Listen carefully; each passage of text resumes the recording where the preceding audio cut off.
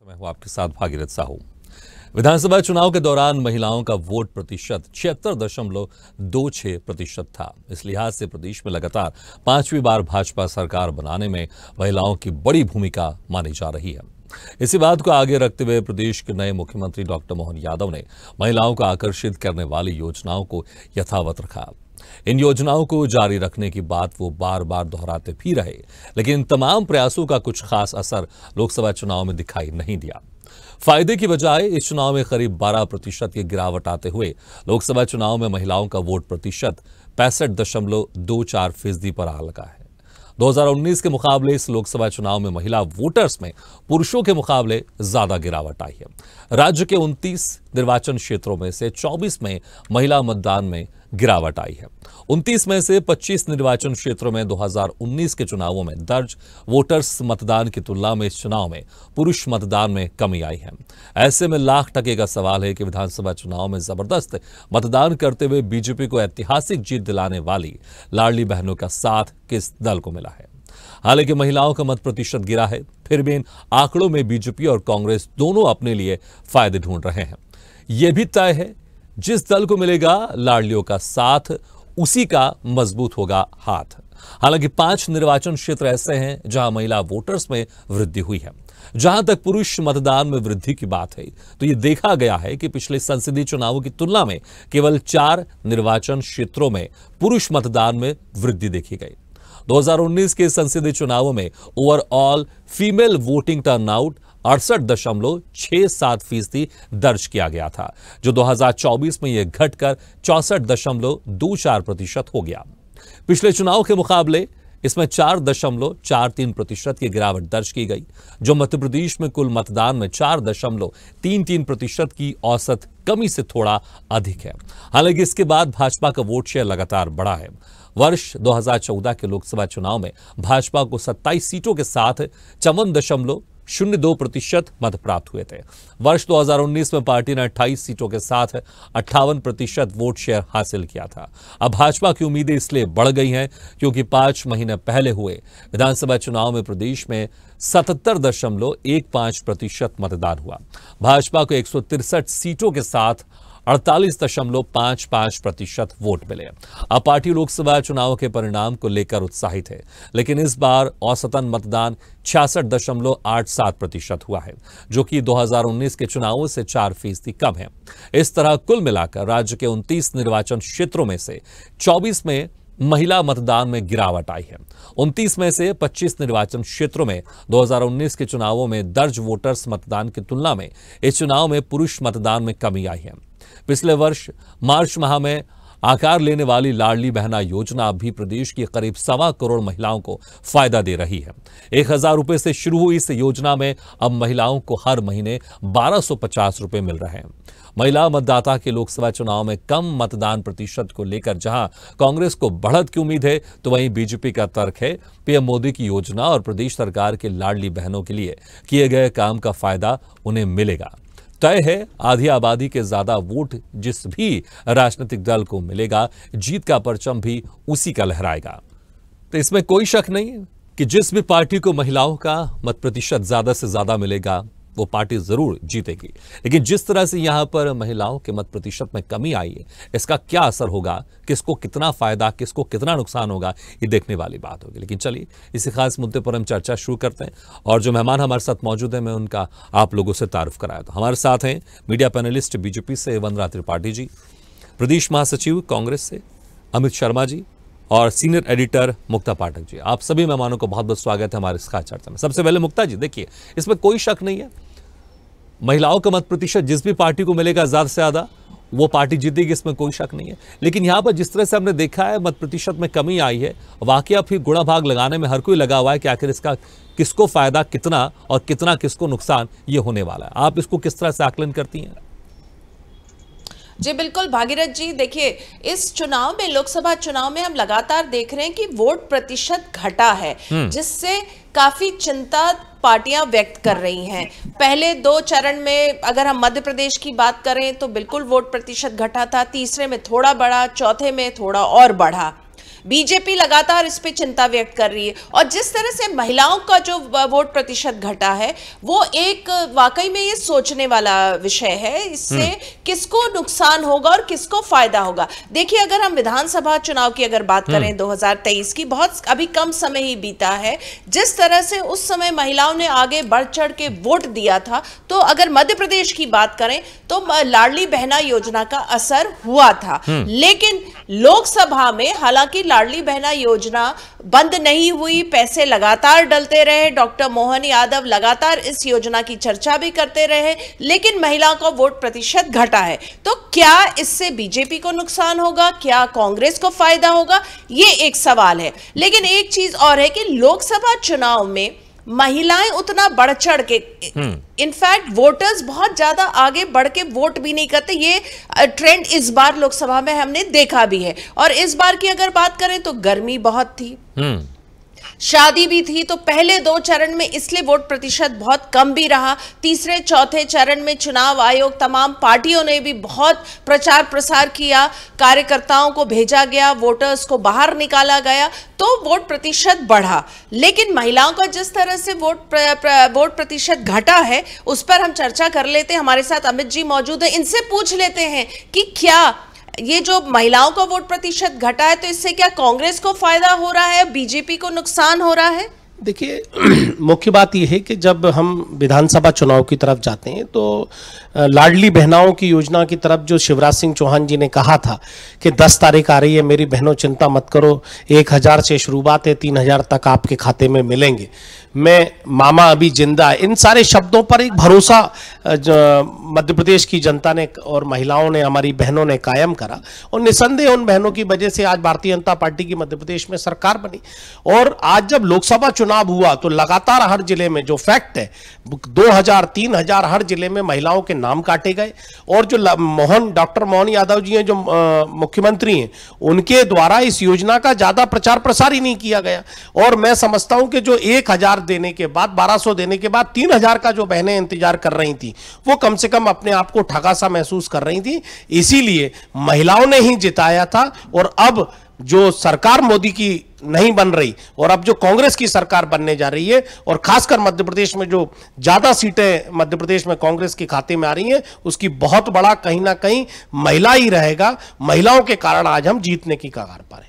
आप तो बिल्कुल आश्वस्त हैं कि कांग्रेस की सरकार बनने जा रही है। निश्चित ही दीदी, 4 जून को मैं भी रहूंगा, आप भी रहेंगे। इसलिए आश्वस्त हूं कि जो भारतीय जनता पार्टी ने मध्य प्रदेश में और देश में वादा करा था कि उनके मान सम्मान की रक्षा की जाएगी, उनके अधिकारों की राशि दी जाएगी, लेकिन राहुल गांधी जी ने महिला न्याय योजना के माध्यम से हम 8500 रुपए प्रति माह और 1 लाख रुपए प्रति वर्ष महिलाओं के सीधे खाते में डालने का काम करेंगे। इस बात की चेतना और संदेश कांग्रेस के कार्यकर्ता ने महिलाओं के घर तक और उनके दिल तक पहुंचाने का काम किया है। उनके मान सम्मान की जो सुरक्षा की दृष्टि से महत्वपूर्ण कदम उठाने का काम जो वादा कांग्रेस ने करा है, उससे महिलाओं में चेतना है। निसंदेह उस कारण चाहे बेरोजगार नौजवान हो, चाहे बढ़ती महंगाई हो, या महिलाओं को मिलने वाला मान सम्मान या उसकी राशि। मान सम्मान की आप बात कर रहे हैं तो आपके अध्यक्ष जीतू पटवारी का जो बयान था, बताइए, वो मान सम्मान की बात हुई इमरती देवी जी को लेकर। देखिए, इमरती देवी जी को लेकर अगर बयान की बात करेंगे तो मैं कैलाश विजयवर्गीय जी को याद दिलाना चाहता हूं, और आपको भी,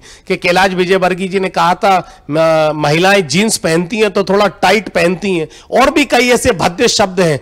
और अभी हाल ही में रेवन्ना रेड्डी ने तो खैर पूरे देश में सीडी कांड से चमका दिया कि किस तरीके से क्या सोच भारतीय जनता पार्टी की है। देश के प्रधानमंत्री रेवन्ना रेड्डी की पीठ ठोक कर आए थे और ये कहा था ये नौजवान जो है भारतीय जनता पार्टी का भविष्य होगा, कर्नाटक का भविष्य होगा। वो भविष्य किस तरीके से महिलाओं के कृत्य घिनौने अंधकार में खोया हुआ था, मैं समझता हूं यह निंदनीय चर्चा है। और कांग्रेस ने हमेशा महिलाओं का सम्मान किया। खासकर जीतू पटवारी जी ने जब से बने हैं, महिलाओं को 3000 की राशि दी जाए। अगर प्रदेश में कोई नेता है तो वो जीतू पटवारी है, जो सरकार के खिलाफ मुखर होकर बात कर रहे हैं। जी भागीरथ जी।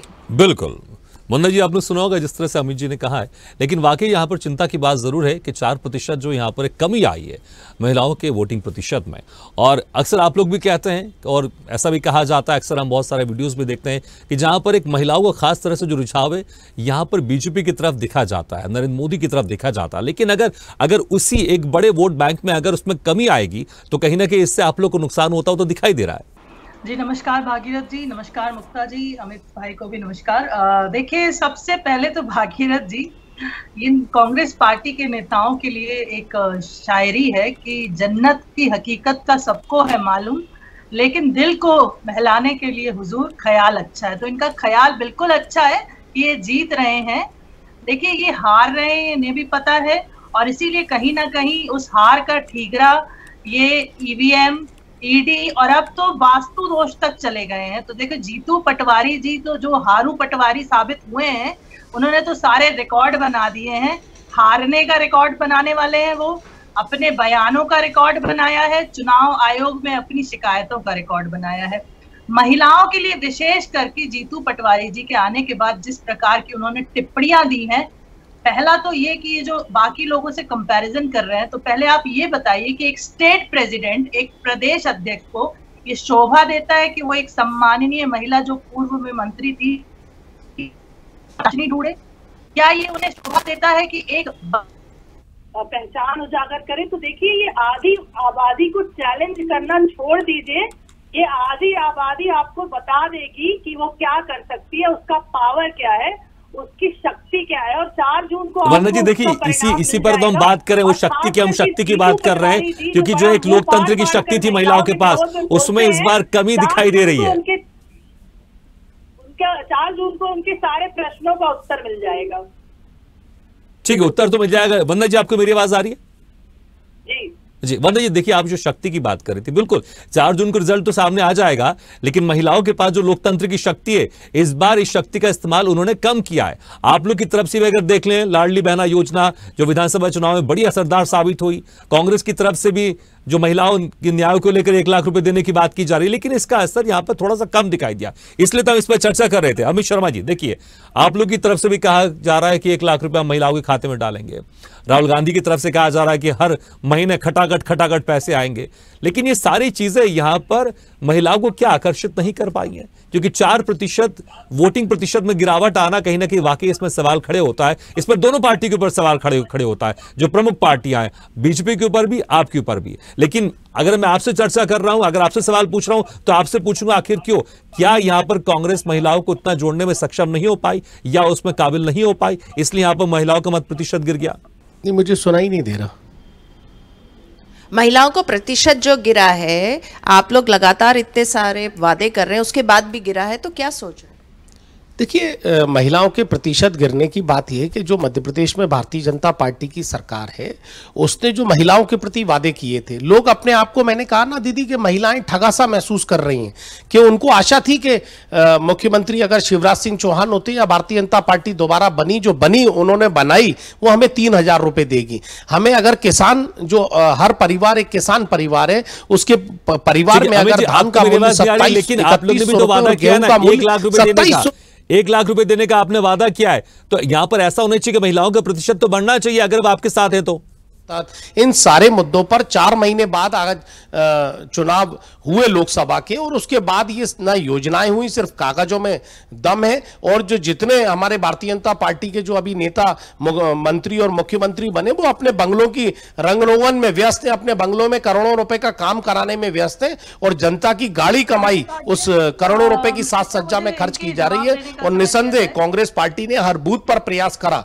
पहले चरण के बाद निश्चित तौर पर निराशा हुई हमें भी, लेकिन हम दूसरे चरण के बाद हमने एक बूथ पर महिलाओं पर, खासकर जो नौजवान वोटर है, महिला वोटर हो या नौजवान बेरोजगार वोटर हो, हमने एक पत्रक के माध्यम से घर घर दस्तक दी और वोट बढ़ाने का काम किया। ठीक है। ठीक है। हालांकि अमित जी मेरी आवाज आप तक नहीं पहुंच पा रही है, हालांकि मैं मुक्ता जी के जरिए मैं आपसे जरूर सवाल करूंगा। लेकिन मन्ना जी देखिए, मैं फिर वही कह रहा हूं, जो मैं सेम सवाल कर रहा था अमित जी से, आपके ऊपर भी सेम सवाल है, क्योंकि लाडली बहना योजना विधानसभा में बड़ा कमाल कर पाई, लोकसभा चुनाव में भी आप लोग इस तरह की जो चीजें देखा हमने, क्योंकि जो चुनाव से पहले जो पैसे आने चाहिए थे वो अकाउंट में चले गए, लेकिन इन चीजों को लेकर ऐसा लग रहा था कि महिलाओं को और उत्साहित होना चाहिए था, महिलाओं को और ज्यादा भागीदारी होनी चाहिए थी मत प्रतिशत में और बढ़ना चाहिए था। लेकिन कमी यहां पर दिखाई दे रही है कि कहीं ना कहीं आप जो दोनों प्रमुख पार्टियां उनकी तरफ से कहीं ना कहीं कुछ ना कुछ तो कमी थी, इसलिए महिलाओं ने बढ़ चढ़कर इस बार वोट नहीं किया, बल्कि पिछले बार के मुकाबले भी कम रहा। देखिए भागीरथ जी, सबसे पहले तो मैं अमित जी को स्पष्ट कर दूं कि हमारे जो अभी वर्तमान में मुख्यमंत्री माननीय यशस्वी मुख्यमंत्री डॉक्टर मोहन यादव जी हैं, उन्होंने लाडली बहना योजना का प्रचार भी किया है, प्रसार भी किया है और समय से पहले खाते में राशि देने का कार्य भी कर रहे हैं। तो हमारे जो यशस्वी मुख्यमंत्री हैं वो कार्यकर्ता भाव से जिस प्रकार से भारतीय जनता पार्टी की जो नियमावली है उसके अनुसार जो भी योजनाएं चल रही हैं उन्हें चला रहे हैं। तो ये कोई नहीं होते ये कहने वाले कि योजनाएं बंद हो गई हैं या खाते में राशि नहीं जा रही। खाते में राशि समय से पहले जा रही है। और पहले भी मैंने बोला था कि हमने अपने विधानसभा के मैनिफेस्टो में ये मेंशन किया था कि राशि क्रमशः बढ़ाई जाएगी, 1000, 1250, 1500 और 3000 और अवश्य बढ़ाएंगे। हमारे मुख्यमंत्री जी आपने देखा किस प्रकार से जब से वो आए हैं ताबड़तोड़ निर्णय कर रहे हैं, कितनी संवेदनशीलता के साथ महिलाओं के लिए खास करके कार्य कर रहे हैं और किस प्रकार। ठीक है वंदना जी, लेकिन बावजूद इन सबके मत प्रतिशत में गिरावट क्यों देखने को मिली है? ठीक है वंदना जी, लेकिन मत प्रतिशत में गिरावट क्यों देखने को मिली है? दूसरी चीज ये एक मिनट का समय और लूंगी। दूसरी चीज ये भागीरथ जी कि आप देखिए भारतीय जनता पार्टी के मुख्यमंत्री प्रधानमंत्री ही महिलाओं के विकास की योजनाएं लाए हैं, चाहे वो सुकन्या समृद्धि हो, लाडली लक्ष्मी, लाडली बहना, उज्ज्वला, शौचालय निर्माण, मुद्रा योजना, हर प्रकार की योजनाएं, लखपति दीदी और द्रोण दीदी, इस तरह की योजनाएं। और उसके अलावा भारतीय जनता पार्टी की आप सूची देखिए, चाहे विधानसभा में हो, लोकसभा में हो, हमने हमेशा महिलाओं का प्रतिनिधित्व बढ़ाया है।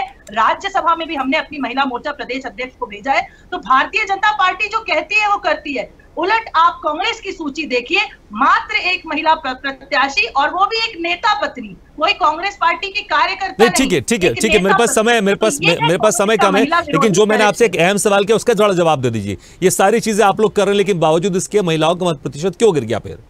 संक्षेप देखिए भारतीय जनता पार्टी, देखिए जो मत पड़े हैं वो औसतन अच्छे हैं और भारतीय जनता पार्टी के पक्ष में पड़े हैं।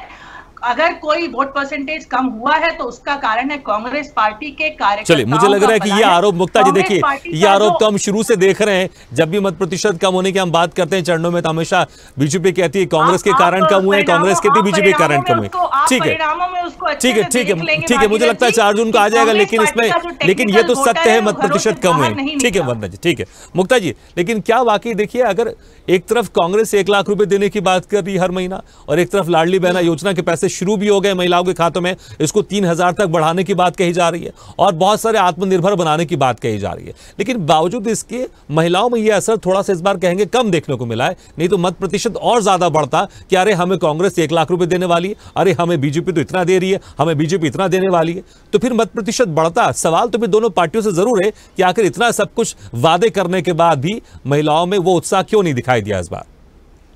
बिल्कुल सही भागीरथ जी, ये सवाल बिल्कुल सही है कि इतने वादे के बाद एक तरफ लाडली बहना योजना बीजेपी का है, एक बार कांग्रेस कह रही है कि हम 1 लाख रुपए देंगे, उसके बावजूद महिलाओं का वोट प्रतिशत घटा है। ये एक बहुत अहम सवाल है। चलिए पूछ लेती हूँ, अमित जी से पूछ लेती हूँ। कांग्रेस तो लगातार वादा कर रही है 1 लाख रुपए हम महिलाओं को देंगे, तो भी महिलाओं में वो रुझान नहीं है, वोट प्रतिशत घटा है, क्या कहेंगे आप?